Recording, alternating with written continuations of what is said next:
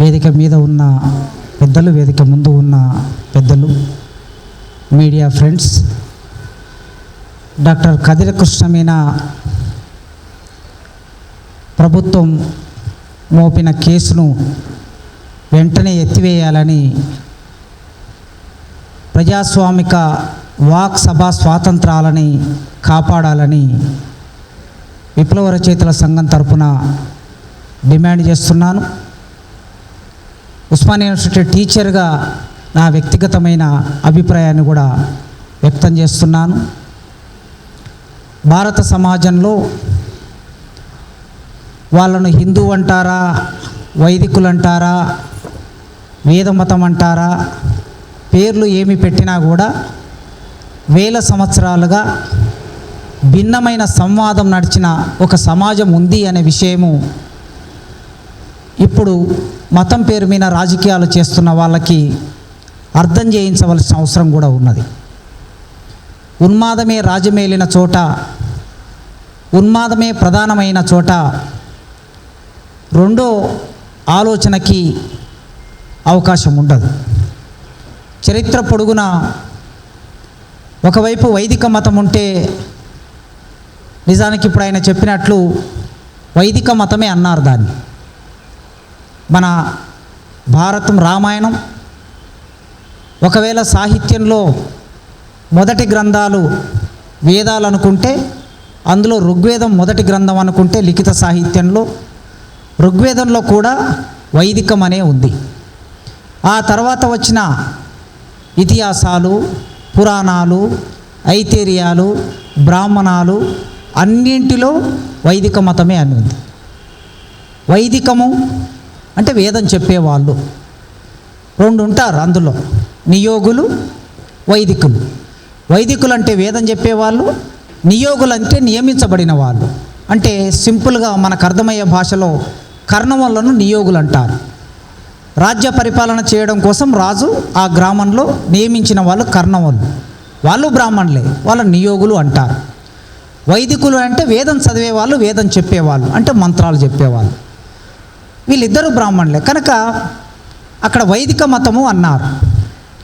ఆ మతంలో సమస్య వచ్చినప్పుడు, చర్చ వచ్చినప్పుడు, ఆ మతంలో సమాజానికి పనికిరాని విషయాలు ఉన్నాయనుకున్నప్పుడు ఒక ఆల్టర్నేట్ అభిప్రాయం బయలుదేరింది. బుద్ధుడి రూపంలో బయలుదేరింది. యజ్ఞాల పేరు మీద, యాగాల పేరు మీద జంతువులని బలిస్తూ వ్యవసాయానికి ఆటంకం జరిగినప్పుడు సామాజిక ఉత్పత్తి కుంటుపడుతుందని బుద్ధుడు ఒక రాజుగా ఉన్నటువంటి వాడు సమాజానికి ఒక అప్పీల్ చేశాడు. బ్రాహ్మణులకి అప్పీల్ చేశాడు, అంటే వైదికులకి అప్పీల్ చేశాడు. ఈ సంహారం ఆపండి, ఈ ఆపటం మూలంగా సామాజిక ఉత్పత్తి పెరుగుతుంది, లేకపోతే కుంటుపడుతుంది అని అహింసని బోధించాడు.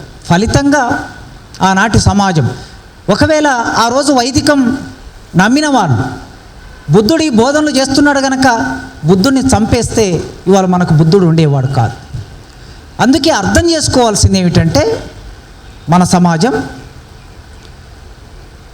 ఒకవైపు వైదిక మతం ఆలోచనలు, భావాలు సమాజంలో ప్రచారం అవుతూ ఉన్నాయి. సేమ్ టైం బుద్ధుడు దానికి భిన్నమైన ఆలోచనలు తీసుకొచ్చాడు. ఆ తీసుకొచ్చిన ఆలోచనలు సమాజం తీసుకున్నది, గౌరవించింది, గుర్తించింది, ఆచరించింది. కనుక రెండు రకాల భావాలు ఈ సమాజంలో ప్రారంభం నుంచి కొనసాగుతున్నాయనేది అర్థమవుతుంది. సాంఖ్యాకులు ఉన్నారు, చార్వాకులు ఉన్నారు, లోకాయతులు ఉన్నారు, కణాదులు ఉన్నారు. ఒక్కొక్క కాలంలో ఒక్కొక్కరు ఉన్నాడు. జాబాలి రాముని ప్రశ్నించాడు. చార్వాకుడు, లోకాయతులు, శంభోకుడు ప్రశ్నించారు. ఈ ప్రశ్న ఉంది సమాజంలో. ఇది అర్థమైతే కదిరి కృష్ణ వేసిన ప్రశ్న మీకు అర్థమవుతుంది. ఇది అర్థమైతే సమాజంలో ఇంకెవరు ఏ ప్రశ్న వేసినా మీకు అర్థమవుతుంది. ఈ అర్థమైనప్పుడు ఏం చేస్తున్నామనే విచక్షణ మీకు వస్తుంది. ఆ దేవుడు ఉన్నాడో లేదో నాకు తెలియదు, కానీ ఒకవేళ ఉంటే ఓ భగవంతుడు ఆ బైబిల్లో చెప్తాడు కదా, పరిశుద్ధాత్మ గల ఓ పరమాత్మ, వారు ఏమి చేయుచున్నారో వారికి ఎరుక లేదు, పాపులను మన్నించు అని అంటారు కదా. వారు ఏమి చేయుచున్నారో నిజంగా వారికి ఎరుక ఉందా? ఈ చరిత్ర చదివితే వాళ్ళకి ఎరుక వస్తుంది. ఈ చరిత్రను తెలవనియరు. ఈ చరిత్రను చదవనియరు. చెప్పే వాళ్ళ మీద ఇదో ఇలాంటి, ఒకరిని హిందూ మతం వ్యతిరేకులు అంటారు, ఒకరిని ఉగ్రవాదులు అంటారు, ఒకరిని మావోయిస్టులు అంటారు, ఒకరిని నాస్తికులు అంటారు. రకరకాల ముద్రలు వేసి ఆ ముద్రల పేరు మీద వాళ్ళ నోరు మూయించే ఒక కార్యక్రమం మొదలైంది. ఇవాళ కదిరే కృష్ణ నోరు మూయించడానికి వచ్చారు. కదిరే కృష్ణ ఇవాళ కొత్తగా మాట్లాడతలేడు, 20 ఏళ్ళుగా మాట్లాడుతున్నారు కదిరే కృష్ణ.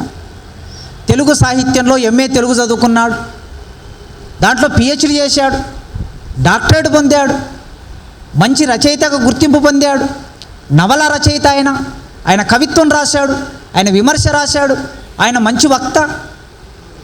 ఇన్ని లక్షణాలు ఉన్నటువంటి ఒక మనిషి సమాజం నుంచి ఎదిగి రావటం అనేది చాలా అరుదు. ఏ సమాజం? బ్రాహ్మణీయ సమాజం కాదు కదా. మీరు వేల సంవత్సరాలుగా గుడికి బడికి దూరం చేయబడిన అంటరాని వాళ్ళని ముద్ర వేసిన సమాజం నుంచి ఒక మనిషి తయారు కావటం అనేది చిన్న విషయం కాదు. ఎన్నో సంవత్సరాల తర్వాత అంబేద్కర్ తయారాడు. ఎన్నో సంవత్సరాల తర్వాత అంబేద్కర్ తర్వాత మళ్ళీ అక్కడక్కడ కొద్దిమంది తయారవుతూ ఉంటే జీర్ణించుకోలేకపోతున్నారు. అందుకే ఇవాళ కొత్త కాదు కదా, ఈ విషయాల మీద మాట్లాడడం కొత్త కాదు కదా. వెంకటేశ్వర స్వామికి సంబంధించి, రాముడికి సంబంధించి, కృష్ణుడికి సంబంధించి, శివుడికి సంబంధించి, బ్రహ్మకు సంబంధించి, విష్ణువుకి సంబంధించి ఇవాళ కొత్తగా మాట్లాడుతున్నారు. కదిరే కృష్ణుడే మాట్లాడుతున్నాడా? మాకు ఇవాళ చదువు వచ్చింది కనుక మేము ఇవాళ నేర్చుకొని మాట్లాడుతున్నాం. కానీ మాకన్నా ముందు, చాలా ముందు త్రిపురనేని రామస్వామి చౌదరి గారు, ఇంకా పెరియర్ రామస్వామి గారు, ఇంకా చాలామంది దేవాలయాల మీద బూతు బొమ్మల గురించి రాసినటువంటి తాపి ధర్మారావు గారు, వీళ్ళందరూ మాట్లాడారు కదా.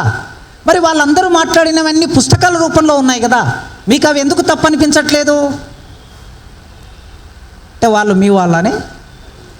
ఇప్పుడు మాట్లాడుతున్నాడు ఎవడు అనే దాన్ని బట్టి కూడా ఉంటుంది సమాజంలో. భారత సమాజంలో రాసేవాడు ఎవడు, మాట్లాడేవాడు ఎవడు, పని చేసేవాడెవడు, సామాజిక స్థాయి ఏమిటి? కనుక ఈ మాట్లాడేవాడు, మేం మాట్లాడితే ఓకే, మీరు మాట్లాడతారా, మా కాళ్ళ కింద ఉండవలసిన వాళ్ళు మీరు మాట్లాడతారా అనే ప్రశ్న ఏమైనా తలెత్తిందా? కనుక ఒక లెగసీ ఈ దేశంలో కొనసాగింది, బుద్ధుడు నుంచి ఈనాటి వరకు కొనసాగుతూ ఉన్నది. ఆ కొనసాగే క్రమంలో నోరు లేని ప్రజల తరపున నిలబడి కదిరే కృష్ణ మాట్లాడుతున్నాడు. నోరు లేని ప్రజలు సంస్కృతం చదువుకుందామంటే అవకాశం లేని రోజుల్లో అంబేద్కర్ సంస్కృతం చదువుకుందామని స్కూల్కి వెళ్ళి స్కూల్లో అడిగితే అంటరాని వాళ్ళు సంస్కృతం చదువుకోవడానికి వీలు లేదంటే మరో భాష నేర్చుకున్నాడు. తర్వాత ఇంగ్లీష్ నేర్చుకొని, ఇంగ్లీష్ ద్వారా సంస్కృతం నేర్చుకొని అప్పుడు వేదాల్లో ఉన్న రహస్యాన్ని అంతా బయటపెట్టాడు అంబేద్కర్. కానీ ఈరోజు భారత రాజ్యాంగం ఇచ్చిన అవకాశం వలన సంస్కృతం చదువుకున్నాడు కృష్ణ. సంస్కృతం చదువుకున్నాడు కనుక సంస్కృతం ద్వారా తనకు తోచిన పద్ధతిలో ఒక సంవాదంలోకి వచ్చాడు. ఒక విలువ అది భారత రాజ్యాంగం కల్పించిన వాక్ సభా స్వాతంత్రపు విలువ. ఆర్టికల్ 14 నుంచి ఆర్టికల్ 18 వరకు, ఆర్టికల్ 19 నుంచి ఆర్టికల్ 25 వరకు అదొక విలువ. ఆ విలువను కాపాడుకోకపోతే రేపెవరు మిగిలరు. ఇవాళ కదిరే కృష్ణ దగ్గరికి వచ్చారు, మొన్న ఇంకొకరి దగ్గరికి వచ్చారు, రేపు ఇంకొకరి దగ్గరికి వస్తారు. కనుక భారత సమాజంలో అట్టడుగు వర్గాల నుంచి అరుదుగా వచ్చిన గొంతుల్ని కాపాడుకోవాల్సిన బాధ్యత మనమేనున్నది. ఇది ఫాసిజం యొక్క లక్షణం. మామూలుగా రాజకీయ అర్థశాస్త్రం అర్థం కాకపోతే ఇది కేవలం ఒక వ్యక్తి మీద దాడిగానో లేకపోతే ఇది మతాల మధ్యకు సంబంధించినటువంటి సమస్యగానో కుదిస్తే సమస్య అర్థం కాదు. దాని లోతు ఎక్కడుందంటే ఫాసిజంలో ఉంది. ఫాసిజం ఎక్కడుందంటే ఇటలీలో ఉంది. ఫాసిజం ఎక్కడుందంటే బ్రాహ్మణిజంలో ఉంది. మూంజ్ అనే ఒక హిందూ మతానికి సంబంధించిన హిందూ మహాసభ అని ఒక మహాసభ ఏర్పడింది. RSS తర్వాత హిందూ మహాసభ. ఆనాడు కాంగ్రెస్ ఎట్లా ఉందో హిందూ మహాసభ కూడా అట్లే ఉంది. హిందూ మహాసభ నాయకుడు మూంజు అనేటటువంటి ఆయన ఇటలీ వెళ్ళి ఆ రోజు ముస్సోలిని కలిశాడు రెండో ప్రపంచ యుద్ధ కాలంలో. అంతకన్నా ముందు ఒక 10 సంవత్సరాల ముందు జర్మనీ వెళ్ళి హిట్లర్ను కలిశారు.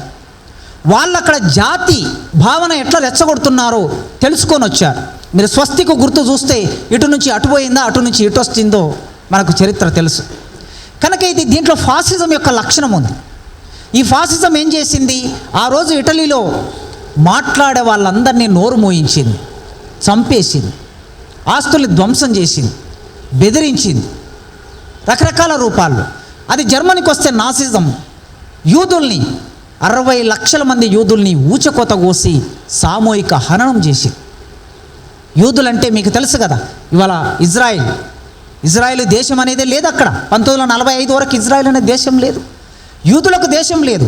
ఆ హిట్లరు తరిమి కొడితే ప్రపంచమంతా విస్తరించిన వాళ్ళకి 1922లో నానాజాతి సమితి ఏర్పడినప్పుడు మరి యూదుల గురించి మనం ఆలోచించాలని ఒక ఆలోచన చేసి ఎక్కడ ప్లేస్ ఉందంటే అక్కడ పాలస్తీనాలో ప్లేస్ ఉంది కనుక అక్కడ దేశం ఇద్దాం అని అనుకొని ఆ చర్చ 1946-47 వచ్చేసరికి రెండో ప్రపంచ యుద్ధం ముగిసగానే యూదులకు ఆ దేశాన్ని ప్రకటించి ఇంగ్లాండ్ వెళ్ళిపోయింది.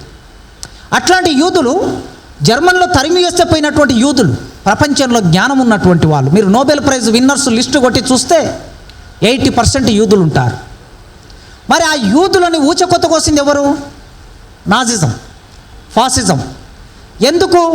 వాళ్ళు భిన్నమైన ఆలోచన చెప్పారు. కదిరకృష్ణలాగా ఒక భిన్నమైన ఆలోచన వినిపించారు అక్కడ. కనుక ఆనాటి ఫాసిజం లక్షణాన్ని, నాజిజం లక్షణాన్ని ఇవాళ భారతదేశంలో బ్రాహ్మణిజం సొంతం చేసుకున్నది, దాన్ని కొనసాగిస్తుంది.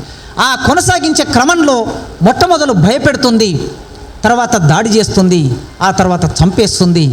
అది ఎంతమందినైనా చంపొచ్చు.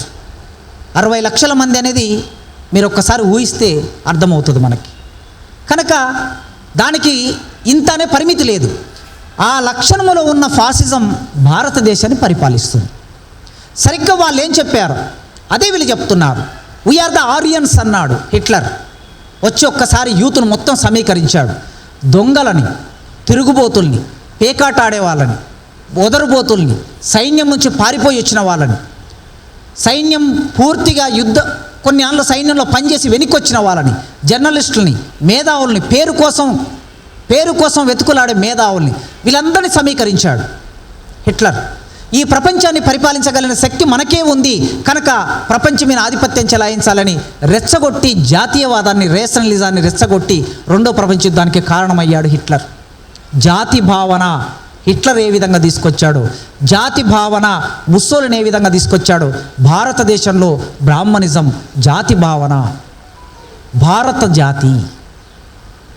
జాతి అనే భావన గత 20 సంవత్సరాలుగా 30 సంవత్సరాలుగా దాని పీక్ స్టేజ్కి వచ్చింది. ఇప్పుడు ఆ జాతి భావన తర్వాత ఈ భావనను ఎవరు కాదంటే ఒకే జాతి. మనకి భిన్నమైన ఆహారం తినేవాడు ఉండకూడదు, మనకి భిన్నమైన మాట మాట్లాడేవాడు ఉండకూడదు, మనకి భిన్నమైన వస్త్రం ధరించేవాడు ఉండకూడదు, మనకు భిన్నమైన రాజకీయాలు కలిగిన వాడు ఉండకూడదు. అది వాళ్ళు పాటించింది, ఇవాళ వీళ్ళు పాటిస్తున్నారు. కనుక వాళ్ళకి వీళ్ళకి దగ్గరి పోలికలు ఉన్నాయి. ఈ ఫాసిస్టు లక్షణాన్ని సంతరించుకున్న బ్రాహ్మణిజం భారతదేశాన్ని ప్రశాంతంగా ఉండనివ్వదు. ఇట్లాంటి చలనాలని మొదలు పెడుతూనే ఉంటుంది.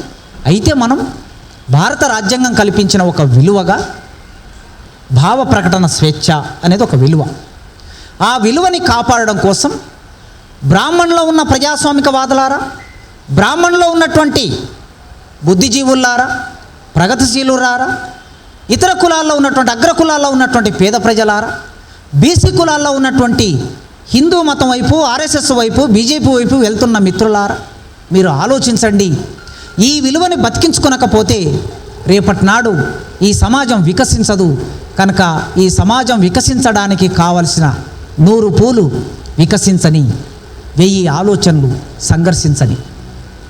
1000 ఆలోచనలు సంఘర్షించకపోతే, 100 పూలు వికసించకపోతే ఈ భారతదేశం అవిటితనంగా మారిపోతుంది. ఈ భారతదేశం కుర్చగా మారిపోతుంది. ఈ కుర్చగా మారిపోవడం కావాలా, వికసించడం కావాలా? వికసించడం కావాలనుకుంటే ఒక బుద్ధునిలాగా, ఒక పెరియార్ లాగా, ఒక పూలేలాగా, ఒక అంబేద్కర్ లాగా, ఒక కత్తి పద్మారావు లాగా, ఒక తాపి ధర్మారావు లాగా సంవాదాన్ని నడిపే కదిరకృష్ణ లాంటి గొంతుల్ని కాపాడుకోవాల్సిన బాధ్యత మన మీద ఉన్నది. కవి, రచయిత, ఉపన్యాసకుడు, కింది వర్గం నుంచి ఎదిగినటువంటి అరుదైన మేధావి కదిరకృష్ణ మీద పెట్టిన కేసును ఎత్తివేయాలి. ఆయనకు మనం అందరం అండగా ఉన్నాము. ఆయన గొంతును ఆపవలసిన అవసరం లేదు. ఆ గొంతును ముందుకు తీసుకెళ్లాలని, మనందరి మానసిక బలాన్ని ఆయనకి ఇవ్వాలని సందర్భంగా కోరుకుంటూ ముగిస్తున్నాను.